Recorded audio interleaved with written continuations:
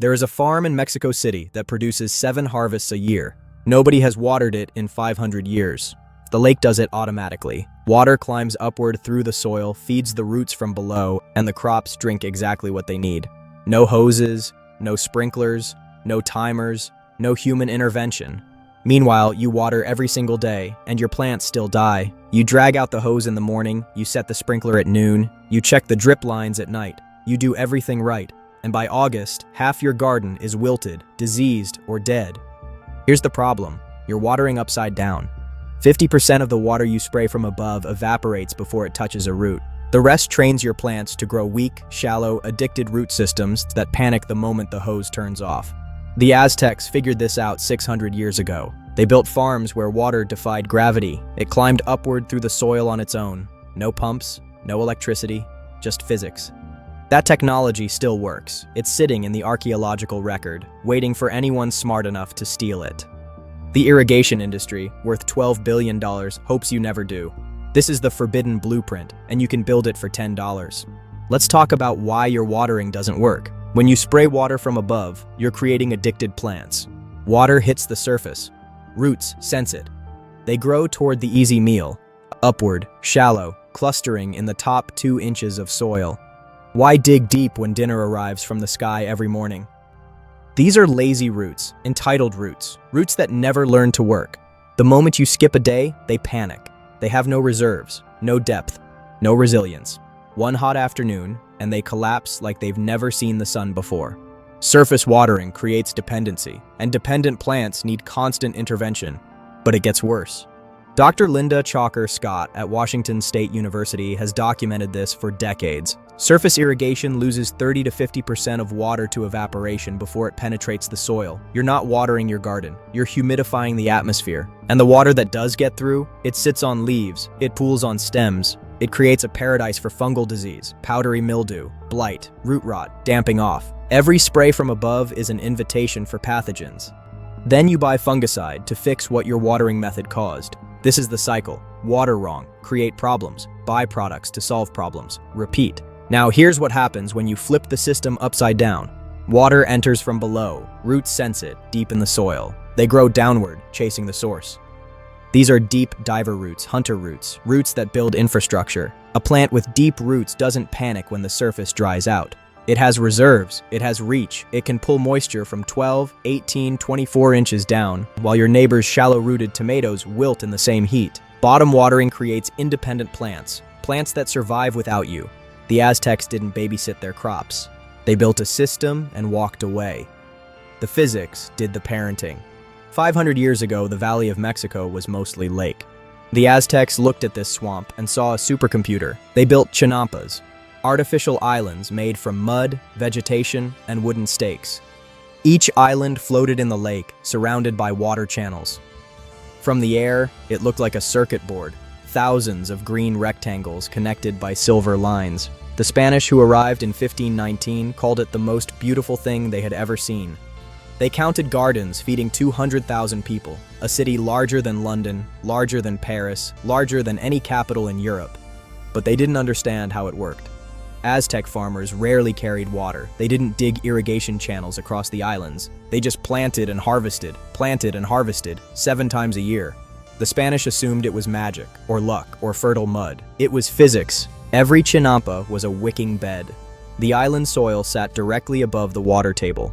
Through capillary action, lake water climbed upward through the soil matrix, delivering moisture directly to roots. No evaporation, no waste, no labor. Dr. Jeffrey Parsons at the University of Michigan studied these systems for years. His research confirmed what the Aztecs knew by observation. Chinampas produced yields that modern irrigation cannot match in the same climate. 7 harvests per year, 0 water hauled, 0 evaporation lost. After the conquest, the Spanish drained the lakes. They wanted European farming, plowed fields, surface irrigation, imported crops. Within a century, the most productive agricultural system in the Americas was gone. They looked at an engine and saw a swamp. They drained the engine. Mexico City still floods every rainy season. The lakes want to come back. The chinampas that remain, a few hundred acres in Xochimilco, still produce, still use the same physics, still haven't been watered from above in 500 years. The technology survived, we just stopped paying attention. Here's the science they skipped in school. Water doesn't just fall, it climbs. Put water next to soil and watch what happens. The water molecules grab onto soil particles. That's called adhesion. Then more water molecules grab onto the first ones. That's cohesion. The chain of molecules pulls itself upward through the tiny spaces between particles.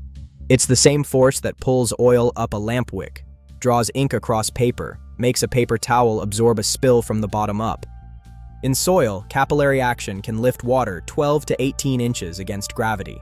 Not a trickle, a sustained flow. And the part that makes engineers jealous, it's self-regulating. When soil is dry, capillary pull is strong. Water rushes upward. When soil is moist, the pull weakens. Delivery slows. The system automatically matches supply to demand. No timer, no moisture sensor, no smart controller with an app, just physics doing exactly what plants need, exactly when they need it. Dr. Ratan Lal at Ohio State, one of the most cited soil scientists in the world, has documented water savings of 50 to 90% compared to surface irrigation. Same plant growth, often better, using a fraction of the water. The Aztecs didn't have instruments, they had observation. They watched water climb through mud and said, "Let's build a civilization on this. We have the science, we have the data, and we're still spraying from above like it's 1900. So why isn't this everywhere? Because you can't sell a system that doesn't break." The irrigation industry is worth $12.7 billion. Sprinkler heads, drip emitters, controllers, pumps, pipes, fittings, filters, replacement parts. All of it is designed to need you. Sprinkler heads crack in the cold. Drip lines clog with minerals. Timers malfunction. Seals wear out. UV light degrades plastic. Every season, something needs replacing. This isn't bad engineering, it's perfect engineering for recurring revenue. A wicking bed has no moving parts, nothing to clog, nothing to crack, nothing to winterize, nothing to replace. Build it once, fill it monthly. That's the entire maintenance schedule. You can't run a $12 billion industry on build it once. There's no subscription model, no annual service contract, no aisle at Home Depot.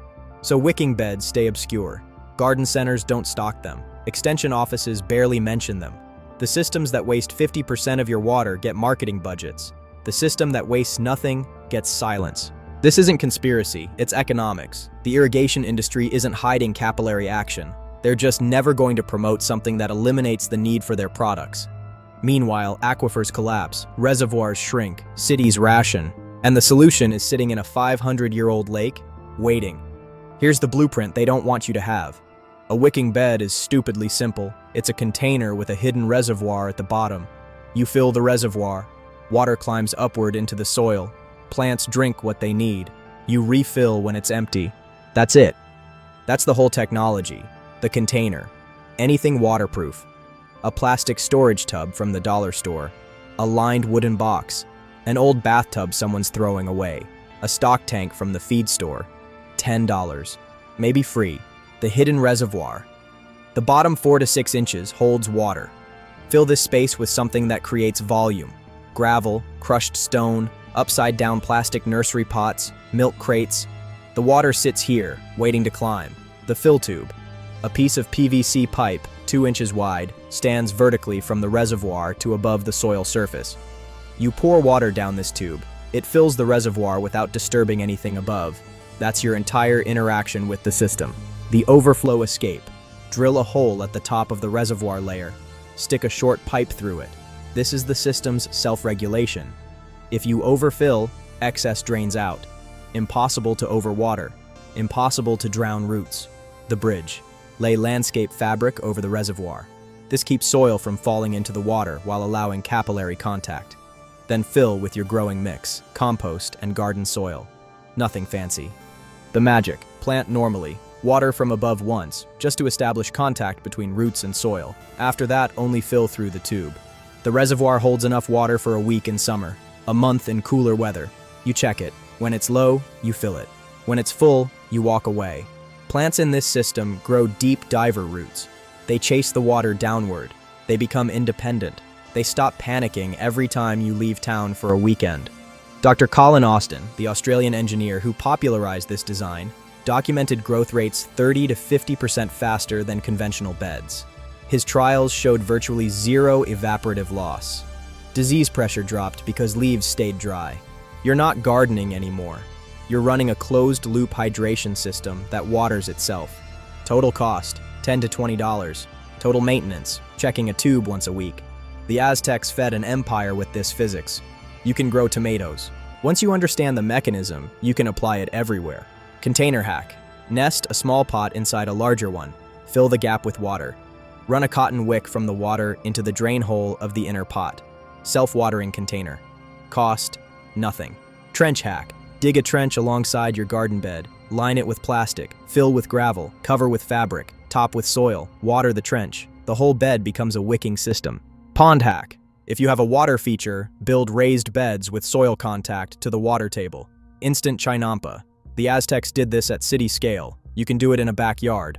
Every version is the same physics. Water below, roots above, capillary action in between. Here's where we are. Water tables are dropping, cities are rationing, farmers are going bankrupt buying irrigation that evaporates before it hits the roots. And the answer has been sitting in Mexico City for 500 years. Water climbs. It always has. The Aztecs knew it. The physics proves it. And the irrigation industry prays you never figure it out. You can keep spraying from above, keep losing half to evaporation, keep growing lazy roots that collapse the moment you turn your back. Or you can build a $10 tub with a hidden reservoir and let gravity work in reverse. The forbidden blueprint is in your hands now. The Aztec engineers built a system that outlasted their empire. You have plastic tubs and PVC pipe. Stop watering your plants. Let them water themselves. If this changed how you see irrigation, subscribe and hit the bell. Share this with someone still fighting their sprinkler system every summer. The next vault opens soon.